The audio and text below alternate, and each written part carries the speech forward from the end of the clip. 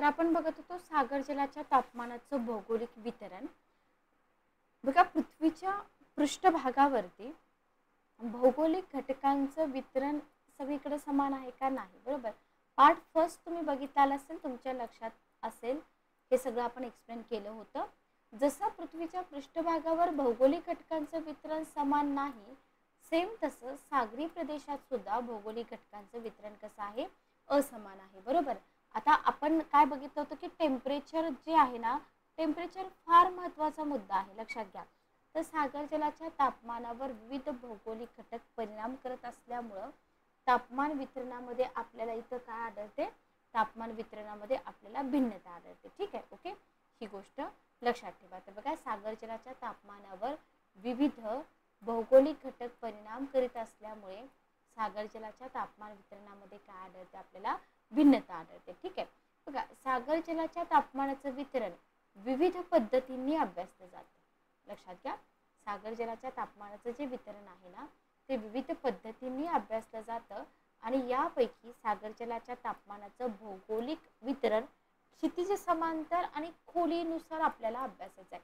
पाठीमागं पण एक स्लाइड मी तुम्हाला दाखवली होती, बरोबर, खोलीनुसार वगैरे. तर आपल्याला कसं अभ्यासायचं आहे, क्षितिज समांतर आणि खोलीनुसार. मग आपण काय बोललो की सागरी प्रदेश अक्षांश हा मुद्दा आपण पहिल्या लेक्चरमध्ये बघितला होता, बरोबर. सागराच्या तापमानावरती परिणाम करणारे घटक, ज्याच्यामध्ये आपण अक्षांश हा मुद्दा बघितला होता, बरोबर.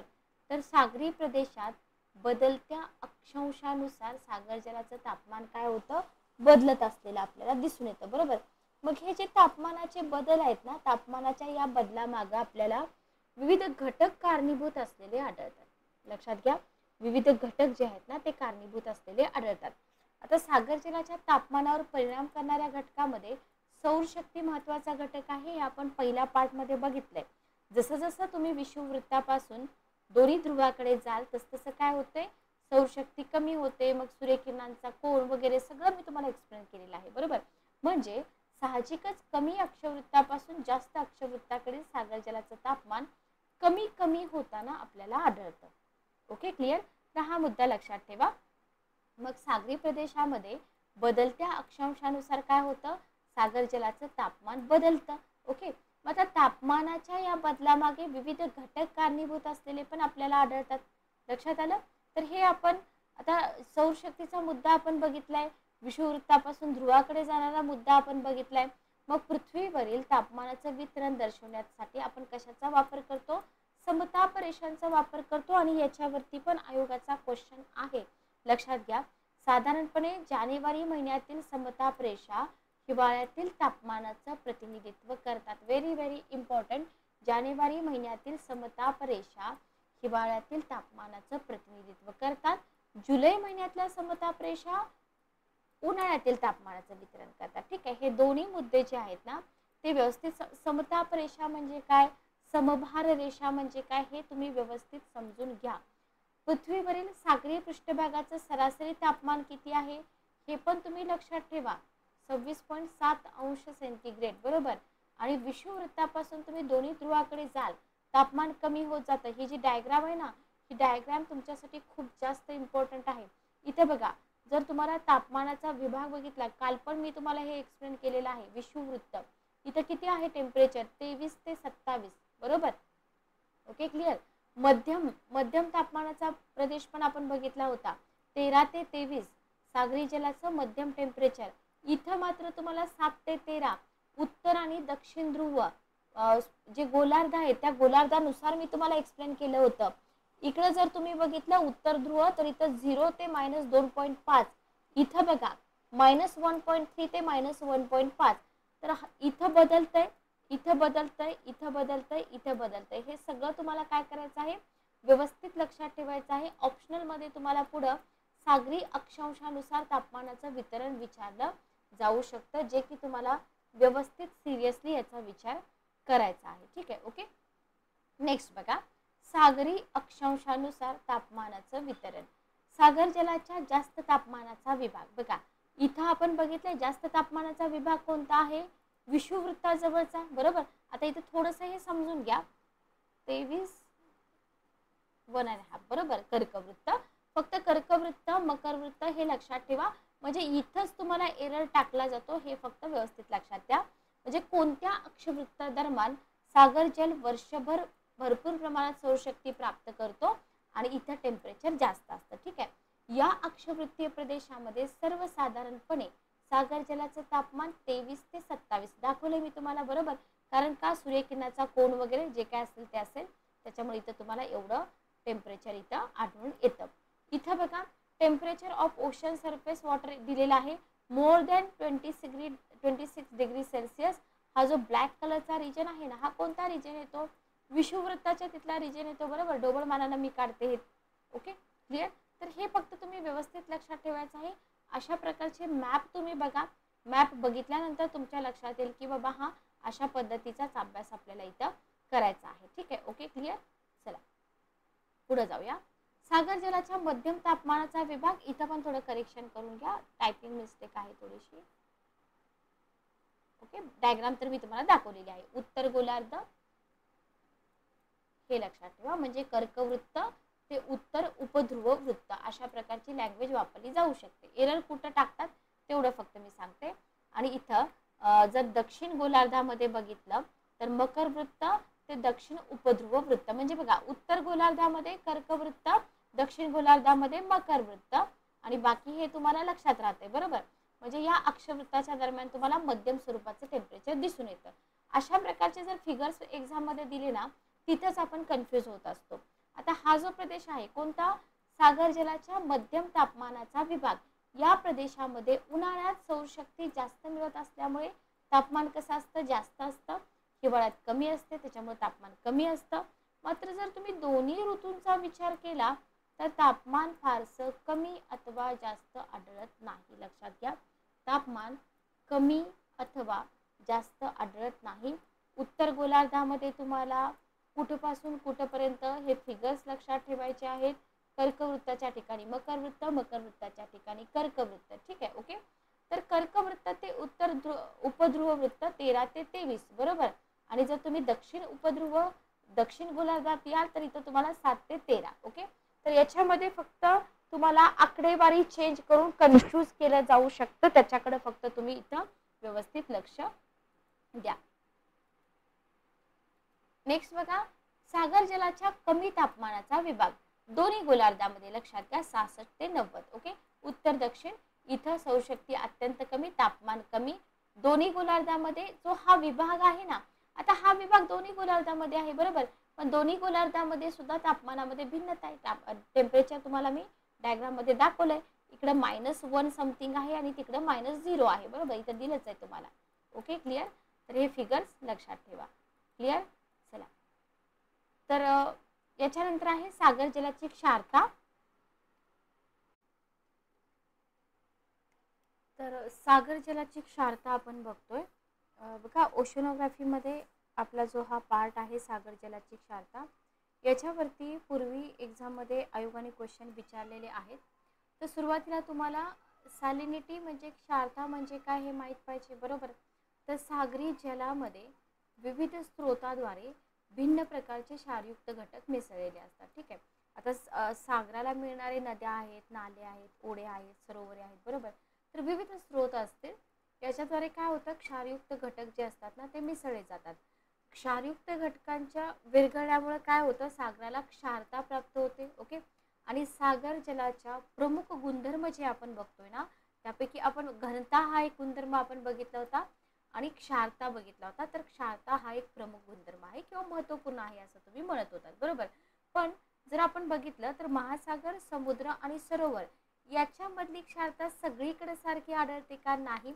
तुम्हाला मी क्षारता आणि घनता याचं रिलेशन टेम्परेचर बरोबर शिकवलं होतं, बरोबर. मग टेम्परेचर जर सगळीकडे सेम नसेल तर तुम्हाला क्षारता सगळीकडे सेम मिळेल का, अजिबात नाही. तर भिन्न घटकांच्या प्रभावामुळे आपल्याला क्षारतेच्या वितरणामध्ये काय दिसून येते, इथं असमानता दिसून येते. ठीक आहे, ओके, क्लिअर. आता इथं तुम्हाला विचारतात काय माहिती का, क्वेश्चन तुम्हाला विचारला जातो की सागरी जलाच्या क्षारतेचा परिणाम कोणकोणत्या घटकावरती होतो, बरोबर. तर इथं तुम्हाला दिलेलं आहे सागर जलाच्या क्षारतेमुळे काय होतं बघा, जलीय घनता असेल, याला तुम्ही 1 नंबर देऊ शकता. तापीय प्रसरण आहे याला 2 नंबर द्या. सागर जलाचा उत्कलन बिंदू आहे याला 3 नंबर द्या. गोठण बिंदू 4 नंबर, बाष्पीभवन 5 नंबर, सागरी प्रवाह 6 आणि विविध सागरी जैव घटक 7. तर या सगळ्यावरती सागरी जलाच्या क्षारतेचा परिणाम होतो आणि हाच आपला क्वेश्चन फ्रेम होतो. क्वेश्चन मध्ये हे जे 7 मुद्दे मी दिलेत ना, हे 7 मुद्दे तुम्हाला ऑप्शन म्हणून दिले जातात. ठीक आहे, ओके. तर इथं तुम्हाला सागर जलाच्या क्षारतेचा या 7 घटकांवरती परिणाम दिसून येतो आणि हे सगळे 7च्या 7 घटक, जैव घटक असतील, बाष्पीभवन, उत्कलन बिंदू, गोठण बिंदू, हे सगळे महत्त्वाचे आहेत, बरोबर. म्हणून आपल्याला इथं सागरी जलाची जी क्षारता आहे त्या क्षारतेचा अभ्यास करणं फार गरजेचं आहे. ओके. तर क्षारतेची डेफिनेशन आपण बघूया म्हणजे तुमच्या लक्षात येईल. बघा, आता इथं काय करावं लागतं माहिती का, आपल्याला समुद्राचं जे पाणी आहे की नाही, पाणी, तर 1000 ग्रॅम सागर जलातील वजनी क्षारांचं जे प्रमाण असतं की नाही, तर त्याला सागर जलाची क्षारता किंवा लवणता असं म्हटलं जातं. ठीक आहे, 1000 ग्रॅम हे फक्त तुम्ही लक्षात ठेवा. आणि असं सागर जलाच्या क्षारतेचं प्रमाण दर्शवण्यासाठी पर्सेंटेजच्या चिन्हाचा वापर केला जातो. Okay, clear. जर तुम्ही 1000 ग्रॅम सागर जलामध्ये 35 ग्रॅम जर क्षार असते, बरोबर, तर त्या सागर जलाची क्षारता किती, 35 ग्रॅम किंवा 35%. Okay, clear. म्हणजे आपण म्हणू शकतो सरासरी क्षारता किती आहे, 35 एवढी आहे. मग क्षारता म्हणजे काय, पाण्यात विरघळलेल्या घटकांचं प्रमाण. समुद्राच्या पाण्यामध्ये जे घटक विरघळलेले आहेत ना, त्या घटकांचं प्रमाण म्हणजे काय, क्षारता किंवा लवणता. Okay, clear. आता तुम्हाला जर समुद्राच्या जलाची क्षारता समजावून घ्यायची आहे तर तुम्हाला काय करावं लागेल, 1 लिटर पाणी घ्यावं लागेल समुद्राचं, बरोबर, आणि त्याला तुम्हाला काय करावं लागेल, हीट करावं लागेल, उष्णता द्यावी लागेल. मग काय होतं, बाष्पीभवन होतं आणि बाष्पीभवन झाल्यानंतर जे क्षार शिल्लक राहतात ना, त्या क्षारांचं वजन आपल्याला करायचं आहे आणि त्याच्यावरून आपल्याला इथं समुद्राची क्षारता समजून घेता येते. तर ही कॉन्सेप्ट आहे, याच्यावरती क्वेश्चन अजिबात येत नाहीत, लक्षात ठेवा. तर आता आपल्याला इम्पॉर्टंट काय आहे की सागर जलाची क्षारता जी असते ना, तर ती बदलते का, बदलते, पण कशानुसार, स्थल आणि काल सापेक्ष, बरोबर. हे दोन्ही मुद्दे लक्षात ठेवा. आणि सॅलिनोमीटर या उपकरणाच्या साहाय्याने सागर जलाची क्षारता काय केली जाते, मोजली जाते. Okay, clear. आता या सागर जलाच्या क्षारतेवरती परिणाम करणारे पण घटक असतात. कोणकोणते घटक आहेत बघा, आपण इथं काय बोललो, स्थल आणि काल सापेक्ष भिन्नता आहे, बरोबर. तर महासागर आणि सागर जलाच्या क्षारतेमध्ये स्थल परतत्वे विविधता आढळून येते, बरोबर. क्षारतेतील भिन्नता कशाद्वारे नियंत्रित होते, काही विशिष्ट घटक असतात तर त्या घटकाद्वारे नियंत्रित होत असते. सागरी क्षारतेच्या जडणघडण प्रक्रियेमध्ये कार्यरत असणारे घटक क्षारता वाढवण्यास पूरक ठरतात तर काही घटक कमी करण्यास पण मदत करतात, बरोबर. मग आपल्याला इथं सागर जलाची क्षारता नियंत्रित करणारे घटक बघायचे आहेत. ओके. आता नियंत्रित करणाऱ्या घटकामध्ये कोणता घटक आहे, बाष्पीभवन, त्याच्यानंतर पर्जन्य हा एक घटक आहे, त्याच्यानंतर नद्याद्वारे पाण्याचा पुरवठा हा तिसरा घटक आहे, वातावरणीय दाब आणि वाऱ्याची दिशा हा चौथा घटक आहे, सॉरी, सागर जलाची हालचाल 5वा घटक आहे, ऋतूंचा परिणाम 6वा घटक आहे. ठीक आहे, ओके. तर हे 6 घटक काय करतात, महत्वाचं काय आहे बघा, आपल्याला सागर जलाची क्षारता नियंत्रित करणारे घटक बघायचे. ओके.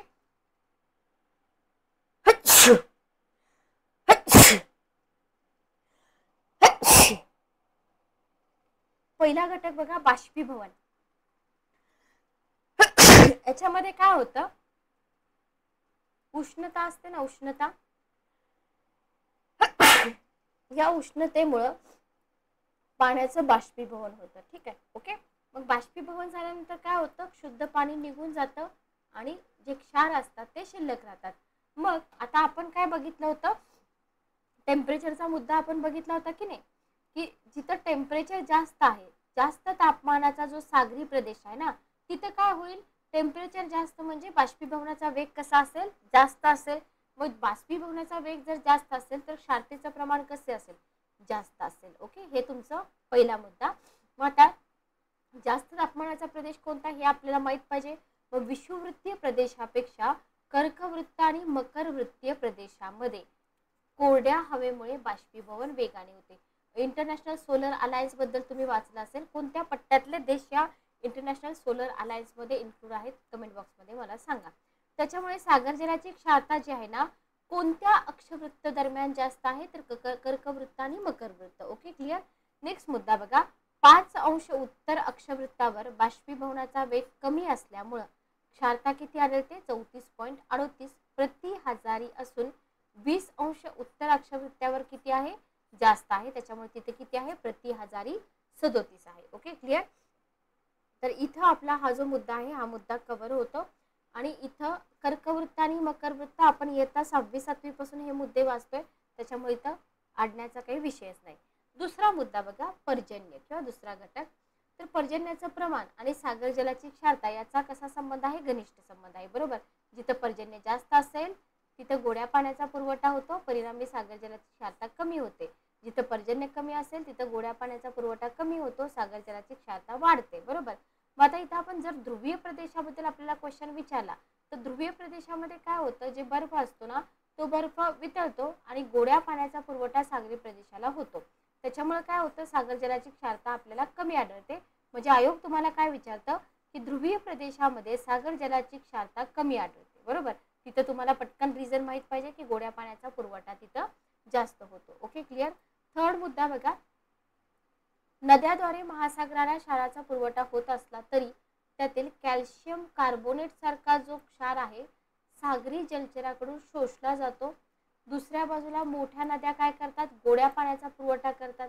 नदीचं पाणी तर खारं नसतं. बरोबर, मग सागरी प्रदेशांना गोडं पाणी मिळत असल्यामुळं नदी मुखालगत जिथं म्हणजे हा समुद्र आहे बरोबर आणि इथून नदी मिळते, तर हे नदीच्या मुखालगत जे सागराचं पाणी असतं ना तिथली क्षारता कशी असते, कमी असते. मग याचं एक्झाम्पल आपण बघूया. उदाहरणार्थ गंगा नदी जिथं सागराला मिळते किंवा कांगो नदी असेल, ॲमेझॉन आहे, सेंट लॉरेन्स नदी आहे, मिसिसिपी आहे. तर या नद्या नॅशनल असतील आपल्या भारतातून जाणाऱ्या किंवा इंटरनॅशनल, तर या सगळ्या नद्यांच्या मुखालगत सागर जलाची क्षारता कशी आहे, कमी आहे. का कमी आहे, कारण त्या नद्या गोड्या पाण्याचा पुरवठा करतात. ठीक आहे. ओके. पर्जन्य काळामध्ये जर तुम्ही बघितलं तर नद्यामार्फत गोड्या पाण्याचा अधिकतम पुरवठा सागरी प्रदेशाला होतो, त्याच्यामुळे आपण म्हणतो की सागर जलाच्या क्षारतेमध्ये काय होते, घट होते. आणि उन्हाळ्यामध्ये काय होतं, उन्हाळ्यामध्ये तर काय होतं, पाण्याचं प्रमाण कमी होतं, नदीच्या पाण्याचं प्रमाण कमी होतं, त्याच्यामुळे सागराच्या क्षारतेमध्ये वाढ दिसून येते. चौथा मुद्दा बघा, वातावरणीय दाब आणि वाऱ्याची दिशा. आता हवेचे दाबपट्टे आपण बघितलेले असतात. बरोबर, 6वी, 7वी, 8वी, 9वीची स्टेट बोर्डाची पुस्तकं बघा, तिथं तुम्हाला जे दाबपट्टे आहेत ना तर ते दाबपट्टे एकदा का तुम्ही समजून घेतले ना मग इथं तुम्हाला क्लायमेटोलॉजी ओशनोग्राफीमध्ये तितका प्रॉब्लेम येत नाही. ठीक आहे. ओके. भूप्रदेशातील वायू दाबपट्टे म्हणतो आपण. इथं तुम्हाला 0 पासून आपल्या ध्रुवीय पोलपर्यंत सगळा अभ्यास करावा लागतो. ठीक आहे. Okay, clear. चला बघा, तर पृथ्वीवरचे जे दाबपट्टे आहेत आणि त्या अनुषंगाने वाहणारे जे वारे आहेत त्याच्यामुळे काय होतं, सागराच्या क्षारतेमध्ये बदल होते. लक्षात ठेवा. बाल्टिक समुद्रावर जर तुम्ही बघितलं तर वातावरणीय दाब कसा असतो, कमी असतो. त्याचवेळी उत्तर समुद्रावर दाब कसा असतो, जास्त असतो. मग हा प्रेशर मधला जो डिफरन्स आहे ना, या डिफरन्समुळे काय होतं, एक रूल आहे बरोबर, कमी भागाकडून जास्त भागाकडे. बरोबर, मग या दाबातल्या फरकामुळे काय होतं, उत्तर समुद्रातील कमी क्षारतेचं पाणी बाल्टिक समुद्रात म्हणजे जिथे जास्त प्रेशर आहे तिकडे जातं. बरोबर, आणि बाल्टिक समुद्राची क्षारता काय होते, कमी होते. कर्क मकर वृत्ती जास्त दाबाचा जो पट्टा आहे तिथे काय आहे, सागर जलाची क्षारता जास्त आहे. कारण का, टेम्परेचर. बरोबर, वारे सागर जलाची क्षारता काही ठिकाणी वाढवण्याचं काम करतात तर काही ठिकाणी क्षारता कमी करण्याचं काम करतात. तुम्हाला देतील फक्त वाढवण्याचं काम करतात किंवा फक्त कमी करण्याचं काम करतात, तर असं नाहीये. तर वातावरणीय दाब आणि वाऱ्याची दिशा दोन्ही तुम्हाला इथं समजून दिलेलं आहे. व्यापारी वारे जे असतात ना ते भूमिखंडाच्या पश्चिम किनारपट्टी लगतच्या सागरी प्रदेशातील पाणी, क्षारयुक्त पाणी जे आहे ना ते काय करतात, पूर्व किनारपट्टीकडे वाहून नेतात. बरोबर, मग याच्यामुळे काय होतं, पश्चिम किनारपट्टीच्या प्रदेशात सागर जलाची क्षारता कशी होते, कमी होते. आणि याच्या उलट जर तुम्ही बघितलं तर पूर्व किनारपट्टीची क्षारता वाढते. आपल्याला काय करतात, फक्त उलट देतात. आता याचं पण एक्झाम्पल तुम्हाला दिलंय. मेक्सिकोच्या आखातामध्ये जर तुम्ही बघितलं तर सागर जलाची क्षारता कशी आहे, दर हजारी 36-37. आणि कॅलिफोर्निया म्हणजे जो पश्चिमेकडे येतो ना तर तिथं फक्त 34 क्षारता आपल्याला आढळून येते. एक्झाम्पल तुम्हाला आता जर तुम्ही पुढे 25ची तयारी करत असाल तर तुम्हाला इथं एक्झाम्पल लिहायची सवय ठेवावी लागते. पुढचा पॉइंट बघा, सागर जलाची हालचाल. तर सागरी प्रवाहाद्वारे सागर जल एकमेकात मिसळतं, म्हणून आपण बघितलं होतं की तिथं टेम्परेचर जे आहे ते स्टेबल राहत नाही. मग याचं काय होतं, हे एकमेकात मिसळ, ओशन करंट्स आपण बघितले होते की नाही, काही थंड असतात काही उष्ण असतात, तर हे एकमेकात मिसळतात आणि सागर जलाच्या क्षारतेवर याचा परिणाम होतो का, होतो बरोबर. याच्याशिवाय भरती ओहोटीमुळे सुद्धा सागर जलाचं मिश्रण होतं आणि सागर जलाची क्षारता कमी होते. सागर जल क्षारता कमी होण्याचे पॉइंट्स तुम्हाला विचारले जाऊ शकतात आणि सागरी अभिसरण प्रवाह जे असतात ना, त्याच्यामुळे सुद्धा क्षारतेला काय होते, विविधता इथं प्राप्त होते. पाठीमागं तुम्हाला लॅब्राडोर प्रवाहाचं मी एक्झाम्पल दिलं होतं. तर उत्तर अमेरिकेच्या ईशान्य किनाऱ्यालगत जो लॅब्राडोर शीत प्रवाह आहे ना, त्याच्यामुळे क्षारता जी आहे दर 1033 इतकी कमी होते आणि जो उष्ण प्रवाह आहे, गल्फ स्ट्रीम म्हणतो आपण ज्याला, वायव्य युरोपच्या किनाऱ्यावर काय होते, क्षारता 1035 इतकी वाढवली जाते. ठीक आहे. ऋतूंचा परिणाम जर आपण बघितलं तर उन्हाळा आणि हिवाळा या दोन्ही ऋतूमध्ये सागर जलाची क्षारता कशी आढळते, भिन्न भिन्न आढळते, लक्षात ठेवा. ऋतूंचा पण परिणाम होतो, कारण का, उन्हाळा आणि हिवाळा या दोन्ही ऋतूमध्ये बाष्पीभवनाचा वेग वेगवेगळा असतो बरोबर. आणि आपण बघितलं की बाष्पीभवनाचा वेग वाढला तर क्षारता वाढते. मग हिवाळ्यामध्ये बाष्पीभवनाचा वेग कमी झाला तर सागर जलाची क्षारता काय होईल, कमी होईल. Okay, clear. त्याच्यानंतर तुम्हाला अटलांटिक महासागराबद्दल दिलेलं आहे, पण हे नाही केलं तरी तुम्ही चालेल. म्हणजे स्पेसिफिक अटलांटिक महासागरामध्ये उन्हाळ्यामध्ये क्षारता किती असते आणि हिवाळ्यामध्ये क्षारता किती असते हे दिलेलं आहे, पण एवढं काही डीपमध्ये जायची गरज नाही. Okay, clear. याच्यानंतरचा जो पार्ट आहे आपला सागर जलाच्या क्षारतेचं वितरण. तर या पार्ट मध्ये आपण काय बघितलं, सागर जलाची क्षारता बरोबर. क्वेश्चन कोणकोणते फ्रेम होतात, डायरेक्ट डेफिनेशन वरती तर तुम्हाला क्वेश्चन विचारला जाणार नाही. तुम्हाला क्वेश्चन कशावरती विचारला जातो, सागर जलाची क्षारता, क्षारतेवर परिणाम करणारे घटक, त्याच्यामध्ये नियंत्रित करणारे घटक तुम्हाला विचारले जाऊ शकतात. सागर जलाच्या क्षारतेचं वितरण आपण बघतोय. बघा, सागर जलाच्या क्षारतेचं क्षितिज समांतर किंवा आडवं वितरण, याच्यामध्ये जर आपण बघितलं तर अक्षांशानुसार आपल्याला क्षारतेचं वितरण बघावं लागतं. कारण पहिल्यांदा आपण कसं वितरण बघतोय, आपण बघतोय क्षारतेचं क्षितिज समांतर किंवा आडवं वितरण. ठीक आहे, ओके. मग अक्षांशानुसार क्षारतेचं वितरण आपण इथं बघतोय. पृथ्वीवरील विषुववृत्तापासून आपण बघितलं होतं बरोबर, या सगळ्या गोष्टी आपण बघितलेल्या आहेत, टेम्परेचरमध्ये काय चेंज होतो वगैरे वगैरे. तर पृथ्वीवरील विषुववृत्तापासून दोन्ही ध्रुवाकडे जाताना सर्वसाधारणपणे काय होतं, सागर जलाची जी क्षारता आहे ना, तर ती सागर जलाची क्षारता कमी होते बरोबर. लक्षात ठेवा, टेम्परेचरचा आणि याचा काय संबंध आहे तेही मी तुम्हाला सांगितलेलं आहे बरोबर. तर आपण दोन्ही ध्रुवाकडे जातोय तर काय होतं, सागर जलाची क्षारता कमी होत जाते. Okay, clear. विषुववृत्तीय प्रदेशामध्ये अधिकतम ऊर्जा प्राप्त होते, बाष्पीभवनाचा वेग अधिक असतो, म्हणून तिथे काय होतं, क्षारता जास्त असते. हे आपण पाठीमागच्या सेशनमध्ये बघितलं होतं. पण हा जो प्रदेश आहे ना, विषुववृत्तीय प्रदेश, तर याच प्रदेशात मोठ्या प्रमाणावर दररोज आरोह पर्जन्य, याच्यावरती पण तुम्हाला क्वेश्चन पडलेला आहे बघा, की विषुववृत्तीय प्रदेशामध्ये दररोज कोणत्या प्रकारचा पर्जन्य पडतो. तर कोणता पर्जन्य पडतो, आरोह पर्जन्य. तर या आरोह पर्जन्यामुळे गोड्या पाण्याचा जो पुरवठा आहे ना तो होतो आणि सागर जलाची क्षारता कमी होते बरोबर. जरी इथं बाष्पीभवन होण्याचा वेग अधिक असला तरी सुद्धा इथं सागर जलाची क्षारता कशी आहे, कमी आहे. पण का कमी आहे, इथं आरोह पर्जन्य पडतो, त्याच्यामुळे गोड्या पाण्याचा पुरवठा होतो. ठीक आहे.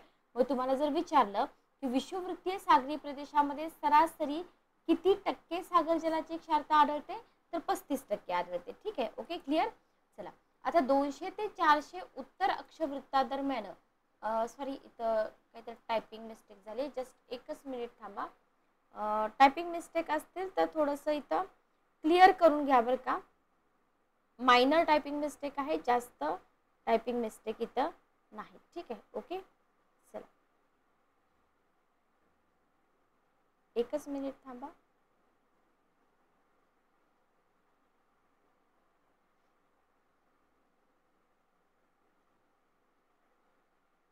ओके, बघा, तर 200 ते 400 उत्तर अक्षवृत्तादरम्यान आपण सरासरी क्षारता कशी आहे 36% आहे, बरोबर. इथं 36% करा, इथं चुकलेलं आहे, बरोबर. इथं 36%. आणि इथला जो विभाग आहे ना, इथं टेम्परेचर कसं आहे जास्त आहे, बाष्पीभवनाचा वेग जास्त आहे, बरोबर. पण पर्जन्याचं प्रमाण कसं आहे अल्प आहे. ओके, पर्जन्याचं प्रमाण अल्प आहे, त्याच्यामुळे इथं काय होतं, इथं गोड्या पाण्याचा पुरवठा कसा होतो कमी होतो. ओके, आणि त्याच्यानंतर जर आपण इथं बघितलं 10 ते 30 दक्षिण अक्षवृत्तादरम्यान इथं 20 ते 40 करा, थोडंसं मायनर मिस्टेक झालेले आहेत. सागर जलाची क्षारता किती आहे 35% आहे, ठीक आहे. ओके, 20 ते 40, 10 ते 30 याच्यामधला डिफरन्स समजून घ्या. आणि दोन्ही गोलार्धामध्ये जर तुम्ही 40 ते 60 अक्षवृत्तादरम्यान बघितलं तर इथं उत्तर गोलार्धामध्ये 31, दक्षिण गोलार्धामध्ये 33. इथे काय करतात माहिती का, इथं तुम्हाला विचारतात की कोणत्या गोलार्धामध्ये जास्त आहे कोणत्या गोलार्धामध्ये कमी आहे, ठीक आहे. ओके, तर उत्तर गोलार्धामध्ये कमी आहे, दक्षिण गोलार्धामध्ये जास्त आहे. आणि जर ध्रुवीय प्रदेश तुम्ही बघितला तर इथं खंडीय व सागरी बर्फ वितळतो आणि गोड्या पाण्याचा पुरवठा होतो, त्याच्यामुळं ध्रुवीय प्रदेशामध्ये तुम्हाला क्षारता कशी दिसेल कमी दिसेल, ठीक आहे. ओके, उत्तर गोलार्धामध्ये काय होतं बघा, सागर जलाची क्षारता 34 आहे, ठीक आहे. किती आहे उत्तर गोलार्धामध्ये सागर जलाची क्षारता 34 इतकी आहे, ठीक आहे. दक्षिण गोलार्धाची किती आहे 35 इतकी आहे. ओके, तर हे तुम्ही इथं व्यवस्थित लक्षात ठेवून घ्या. थोडंसं टायपिंग मिस्टेक आहे, तेवढ्या फक्त समजून घ्या, ठीक आहे. ओके, इथे बघा तुम्हाला तापमान दिलेलं आहे, उत्तर इथं अक्षांश उत्तर आणि दक्षिण इथं विषुववृत्त, इथं तुम्हाला टेम्परेचर दिलेलं आहे, टेम्परेचर बघून घ्या, ठीक आहे. ओके, इथं कर्कवृत्त हे महत्त्वाचं आहे, हेच आपल्याला विचारलं जातं. जे मी तुम्हाला एक्सप्लेन केले तेच फक्त तुम्हाला इथं फिगर फॉर्मॅटमध्ये मांडून दिलेलं आहे. अक्षवृत्तानुसार सागर जलाच्या क्षारतेच्या वितरणाचे विभाग बघा. अक्षवृत्तानुसार आपण बोलतो की सागर जलाची क्षारता बदलते, तर विभाग कोणते आहेत, विषुववृत्तीय कमी क्षारतेचा विभाग, कर्कवृत्त मकरवृत्त जास्त क्षारतेचा विभाग, उपोष्ण कमी क्षारतेचा विभाग आणि ध्रुवीय कमी क्षारतेचा विभाग, ठीक आहे. विषुववृत्तीय प्रदेशामध्ये तापमान आणि क्षारता यांचा व्यस्त संबंध आढळतो. का आढळतो, आरोह पर्जन्यामुळे आढळतो, हे लक्षात ठेवा. आणि ध्रुवीय प्रदेशामध्ये धन संबंध आढळतो. व्हेरी व्हेरी इम्पॉर्टंट, हे फार इम्पॉर्टंट आहे, लक्षात घ्या, ठीक आहे. कारण तिथं तुम्हाला रिझन लक्षात येणार नाही. आता सागरी क्षारतेचं आपल्याला काय करायचं आहे, प्रादेशिक वितरण करायचं आहे. तर पृथ्वीवरील प्रमुख महासागर आणि समुद्रातील क्षारता कशी आहे, असमान स्वरूपात वितरित झालेली आहे, बरोबर. आणि क्षारतेचं वितरण विविध घटकांनी प्रभावित होत असतं. काय होत असतं, क्षारतेचं जे वितरण आहे ते विविध घटकांनी प्रभावित होत असतं. आणि सागर जलाच्या क्षारतेचं क्षितिज समांतर आणि प्रादेशिक वितरण दर्शवण्यासाठी आपण काय करतो, नकाशावर समक्षार रेषा काढतो. समभार रेषा, समताप रेषा, समक्षार रेषा समजून घ्या, ठीक आहे. अशा नकाशांना समक्षार रेषा दर्शक नकाशे असं म्हटलं जातं, ज्या काय दर्शवतात, सागर जलाच्या क्षारतेचं क्षितिज समांतर आणि प्रादेशिक वितरण दर्शवतात, बरोबर. नकाशामध्ये सागरी भागात ज्या ठिकाणी समान क्षारता आहे, लक्षात घ्या, नकाशामध्ये सागरी भागामध्ये जिथं तुम्हाला क्षारता जास्त दिसते अशी ठिकाणे एका रेषेने जोडून समक्षार दर्शक नकाशे तयार केले जातात. आणि त्याच्याद्वारे सागरी क्षारतेचं काय केलं जातं, क्षितिज समांतर वितरण अभ्यासण्यास मदत होते, ठीक आहे. ओके, मग आपल्याला हेच सागर जलाच्या क्षारतेचं काय करायचं आहे, वितरण सांगायचं आहे. Okay, clear. काय आहे वितरण बघा, पॅसिफिक महासागर. आता इथं आपण बघूया, पॅसिफिक महासागराचा आकार कसा आहे, खूप मोठा आहे. सागर जलाच्या क्षारतेत इथं पण विविधता आढळून येते. आणि पॅसिफिक महासागरात विषुववृत्ताजवळ जर क्षारता तुम्ही बघितलं तर किती आहे, 34.85%, 15 ते 20 अंश उत्तर अक्षवृत्त, या दरम्यान 35%, ठीक आहे. ओके, लक्षात ठेवा पॅसिफिक महासागर, ठीक आहे. आता ह्याच अक्षवृत्तादरम्यान जर तुम्ही दक्षिण गोलार्धात बघितली तर तिथं प्रति हजारी 36 क्षारता तुम्हाला आढळते, बरोबर.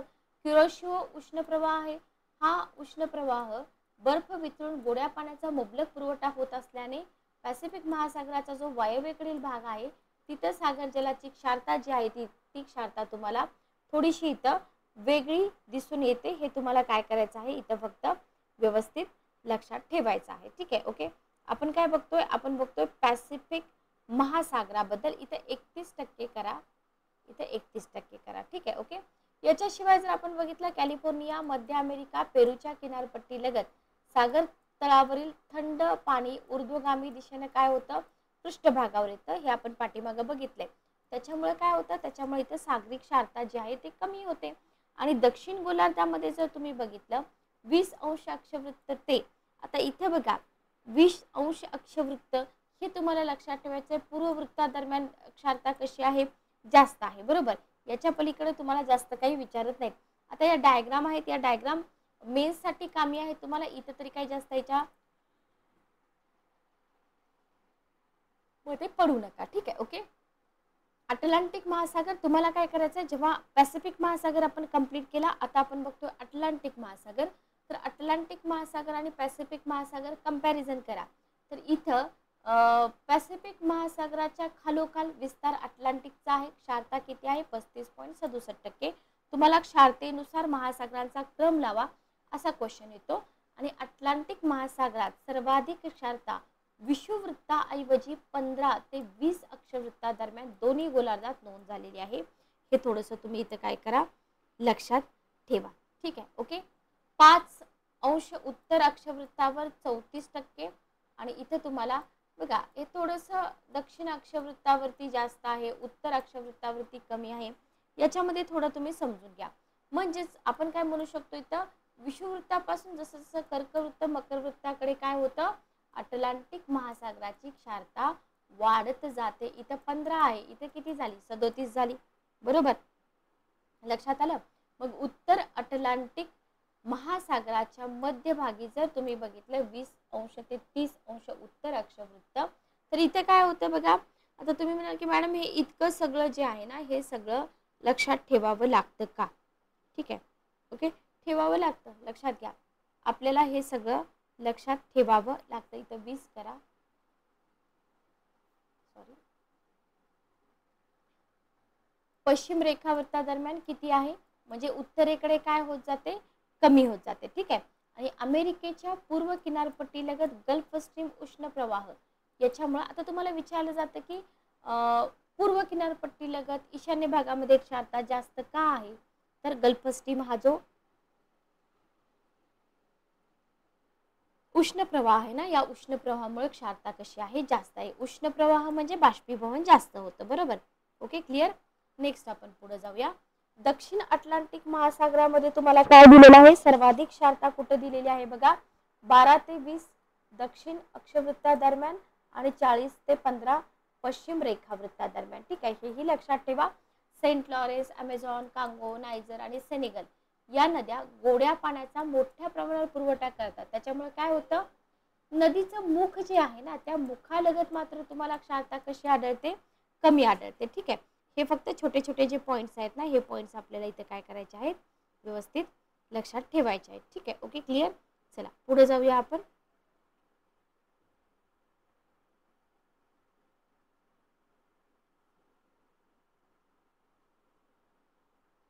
नेक्स्ट बघा, नेक्स्ट आपण बघतोय हिंदी महासागर. आता इथं जर तुम्ही बघितलं तर अटलांटिक आणि पॅसिफिक पेक्षा हिंदी महासागराच्या क्षारतेच्या वितरणात बरेच कॉम्प्लिकेशन आढळतात. इथं 0 ते 10 उत्तर अक्षवृत्तादरम्यान किती, 35 प्रति हजारी. तरी उत्तरेकडे बंगालच्या उपसागराकडे जसं जसं तुम्ही जाल तसं तसं काय होत जाते, कमी होत जाते, बरोबर. आणि गंगा नदीच्या, आता नदी आहे म्हटल्यानंतर गोडं पाणी असणार, बरोबर. गोड्या पाण्याच्या नियमित पुरवठ्यामुळे क्षारता 30% आढळते. बंगालच्या उपसागरापेक्षा अरबी समुद्राची क्षारता जास्त आहे. Very very very important. आपल्याला उलट देतात की अरबी समुद्रापेक्षा बंगालच्या उपसागराची क्षारता जास्त आहे. ठीक आहे. रिझन बघा, अरबी समुद्रातील पाण्याच्या बाष्पीभवनाचा वेग कसा आहे, जास्त आहे. बघा, अरबी समुद्रातील पाण्याच्या बाष्पीभवनाचा वेग कसा आहे, जास्त आहे. याच्याशिवाय बंगालचा उपसागरापेक्षा अरबी समुद्राला नद्याद्वारे केला जाणारा शुद्ध पाण्याचा पुरवठा कसा आहे, खूप जास्त आहे. म्हणजे रिझन बघा काय आहे की नद्यांचा पुरवठा होतोय पण बाष्पीभवनाचा वेग जास्त आहे. त्याच्यामुळे काय होतं, इथं क्षारता जास्त आहे. रिझन माहित पाहिजे. ठीक आहे. ही आहे अरबी समुद्राची इमेज शांततेशी रिलेटेड. Okay, clear. आता याच्यानंतर आपल्याला बघायचं आहे सागरी प्रवाह, ज्याला आपण ओशन करंट्स म्हणतो. आणि मी जसं बोलले होते तुम्हाला की विद्यार्थी फक्त हाच भाग परीक्षेसाठी अभ्यासतात, तर असं करू नका.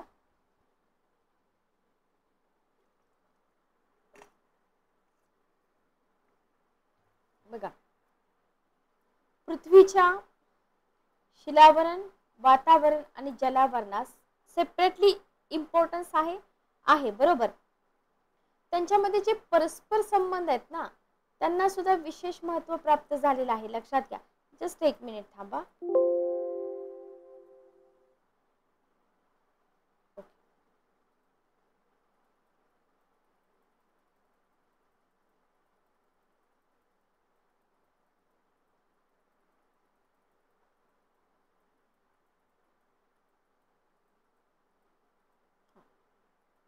तर त्याचाच एक भाग म्हणून सागरी प्रवाहाच्या दृष्टीनं वातावरण आणि जलावरण यांचं नातं इथं आपल्याला दिसून येतं बरोबर.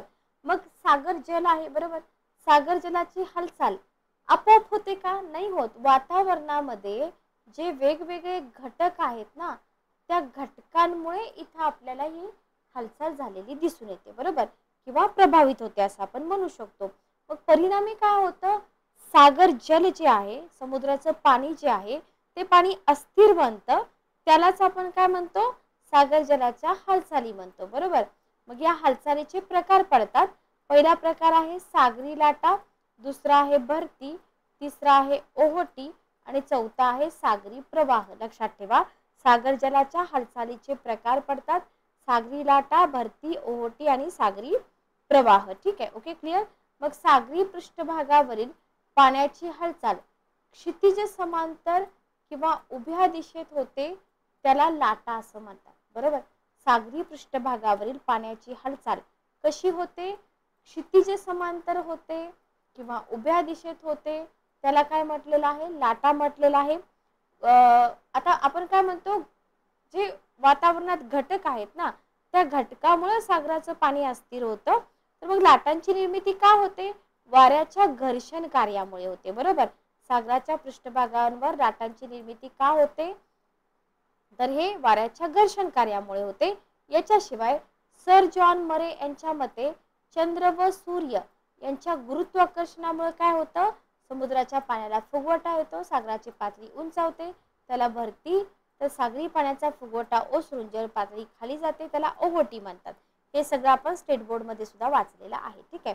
मग सागरी प्रवाह ही महासागरांची एक शक्तिशाली महत्वपूर्ण हालचाल असून सागर जलराशी एका विशिष्ट दिशेने विशिष्ट गतीने मार्गक्रमण करते. तुम्हाला ओशन करंटची डेफिनेशन विचारली जाऊ शकते, म्हणजे सागरी प्रवाहाची तुम्हाला डेफिनेशन विचारली जाऊ शकते की सागरी प्रवाह ही महासागरांची काय आहे, एक शक्तिशाली महत्वपूर्ण हालचाल आहे आणि सागर जलराशी एका विशिष्ट दिशेने विशिष्ट गतीने मार्गक्रमण करते, त्याला काय म्हटलेलं आहे,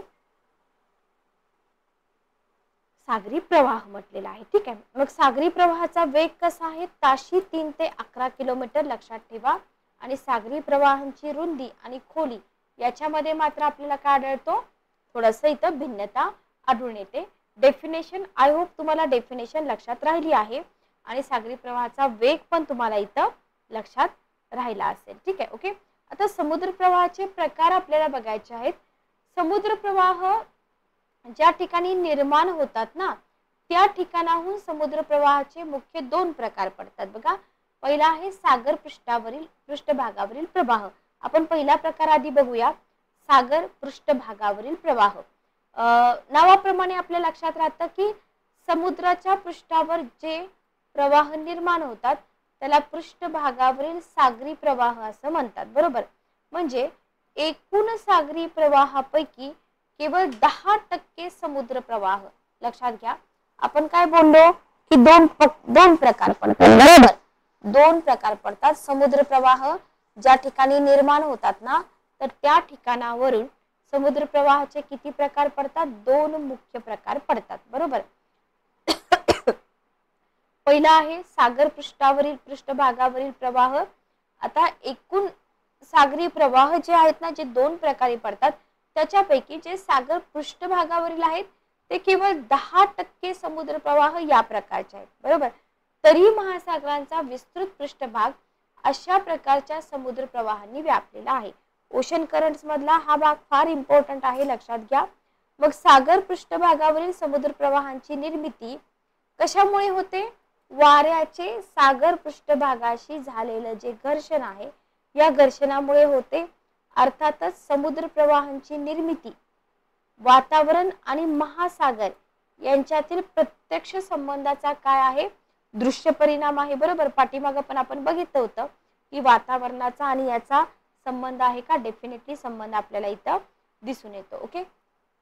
उष्ण सागरी प्रवाह बघा, याच्यामध्ये आपण बघतोय जे सागराच्या पृष्ठभागावर प्रवाह निर्माण होतात त्याच्यामध्ये तुम्हाला उष्ण सागरी प्रवाह आणि शीत सागरी प्रवाह किंवा थंड सागरी प्रवाह. पुढे थंड सागरी प्रवाहाचे 3 उपप्रकार पडतात: अपसुरंग किंवा वहन प्रवाह आणि स्ट्रीम. आणि जो मेन आपला दुसरा जो टाइप आहे खोलीवरील सागरी प्रवाह. पृष्ठभागावरील सागरी प्रवाह आणि खोलीवरील सागरी प्रवाह हे आपल्याला इथे काय करायचं आहे, थोडंसं समजून घ्यायचं आहे. ठीक आहे. ओके. तर आता आपण काय बघतोय? सागर पृष्ठभागावरील प्रवाह. तर हे सागर पृष्ठभागावरील प्रवाह, त्याच्यामध्ये पहिला आहे उष्ण सागरी प्रवाह. तर इथं उष्ण सागरी प्रवाह विषुववृत्तीय प्रदेशातील जास्त तापमानामुळे निर्माण होतात. लक्षात ठेवा. व्यापारी वाऱ्यांच्या दिशेनुसार कशी असते व्यापारी वाऱ्यांची दिशा? 2 मार्काला आयोग विचारतं. पूर्वेकडून पश्चिमेकडे, पश्चिमेकडून पूर्वेकडे. तर व्यापारी वाऱ्यांची दिशा पूर्वेकडून पश्चिमेकडे, कर्क आणि मकर वृत्त या प्रदेशातून पुढे ध्रुवीय प्रदेशाकडे वाहत जातात. ओके.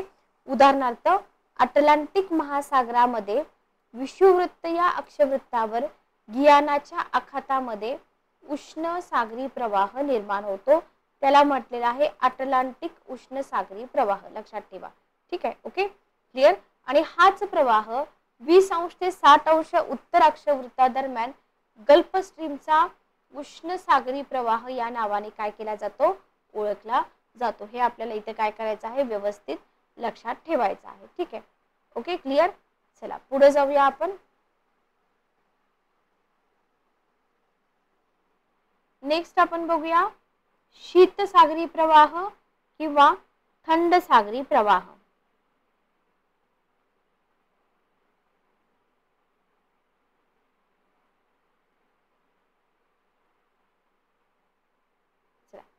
बघा, सागरी प्रवाहाचं तापमान सभोवतालच्या सागर जलाच्या तापमानापेक्षा तुलनेने कसं असतं? कमी असतं. मुद्दा लक्षात ठेवा. अशा प्रवाहांना म्हटलेलं आहे थंड सागरी प्रवाह. ठीक आहे. ओके. दोन्ही गोलार्धातील ध्रुवीय प्रदेशामध्ये कुठे तयार होतात? दोन्ही गोलार्धामध्ये ध्रुवीय प्रदेशात तयार होतात, बरोबर. आणि विषुववृत्ताकडे वाहत जातात. विषुववृत्ताकडे वाहत जाऊन उष्ण प्रवाहाच्या उगमस्थानावरती मिसळतात. किती सोपं आहे बघा. स्टेप बाय स्टेप जर तुम्ही व्यवस्थित हा अभ्यास केला तर ओशनोग्राफी काहीही अवघड नाही, हे तुम्हाला इथं लक्षात येऊन जाईल. ठीक आहे. ओके. क्लिअर. तर इथे बघा, उत्तर गोलार्धामध्ये थंड समुद्र प्रवाहांची दिशा कशी असते? उत्तर दक्षिण दिशेत. दक्षिण गोलार्धामध्ये दक्षिण ते उत्तर दिशेमध्ये. फक्त उलट करायचं आहे, याच्यामध्ये काहीही अवघड नाही. ओके. क्लिअर. नेक्स्ट बघा, सागरी पृष्ठभागाच्या समुद्र प्रवाहाची दिशा, वेळ आणि आकारमानासारख्या घटनांना अनुसरून पुन्हा इथं थंड सागरी प्रवाहाचे 3 प्रकार पडतात बघा. दिशा, वेळ आणि आकारमानासारख्या घटकांना अनुसरून 3 प्रकार पडतात. कोणते प्रकार आहेत? अपसुरंग किंवा यालाच काय म्हटलेलं आहे? वहन. प्रचलित वाऱ्याच्या प्रभावामुळे सागर पृष्ठभागावरील पाणी प्रवाहित होण्याच्या क्रियेला अपसुरंग किंवा वहन असं म्हटलं जातं बघा. प्रचलित वाऱ्यांच्या प्रभावामुळे सागर पृष्ठभागावरील पाणी प्रवाहित होण्याच्या क्रियेला काय म्हणतात? अपसुरंग किंवा वहन असं म्हटलं जातं. प्रवाह जेव्हा निश्चित दिशेने आणि निश्चित गतीने मोठ्या आकारमानाच्या जलराशी वेगाने प्रवास करीत असतात त्याला काय म्हटलेलं आहे? प्रवाह म्हटलेला आहे. ओके. क्लिअर. बघा, जेव्हा निश्चित दिशेने आणि गतीने मोठ्या आकारमानाच्या जलराशी जर वेगाने प्रवास करीत असतील तर त्याला प्रवाह म्हटलेला आहे. स्ट्रीम, वहन आणि प्रवाह यापेक्षा जे वेगाने वाहणाऱ्या जलराशी आहेत त्यांना स्ट्रीम असं म्हटलं जातं. ठीक आहे. ओके, आय होप तुम्हाला हे लक्षात राहील. नेक्स्ट आपण पुढे जाऊया.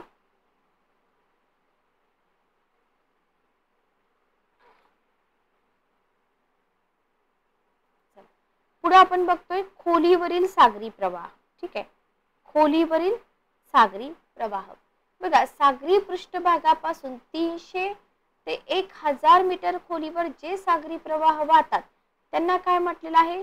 खोल सागरी प्रवाह. ठीक आहे, काय म्हटलेलं आहे? खोल सागरी प्रवाह. आता खोल समुद्र प्रवाहांची निर्मिती कुठे होते? प्रामुख्याने सागर जलाची जी घनता आहे त्याच्यातील तफावतीमुळे होते. ज्यांनी घनता क्षारतेचे मुद्दे बघितले नाहीत आधी ते मुद्दे तुम्ही बघून घ्या. ठीक आहे. ओके, मग खोल समुद्र प्रवाहांचा एकूण समुद्र प्रवाहाच्या किती आहे? 90% आहे. सागरी जलाची घनता ही सागरी जलाचं तापमान आणि क्षारता याच्यावर अवलंबून असते. त्याच्यामुळे खोल समुद्र प्रवाहांना काय म्हटलेलं आहे? थर्मोहलाईन प्रवाह म्हटलेला आहे. लक्षात ठेवा, उद्या क्वेश्चन विचारला तर तुम्हाला याची उत्तरं इथं आली पाहिजेत. ठीक आहे. Okay, clear. चला, तर इथं आपले जे ओशन करंट्स आहेत हे संपतात. पुढचा पार्ट आपण नेक्स्ट सेशन मध्ये बघूया. Good day, take care.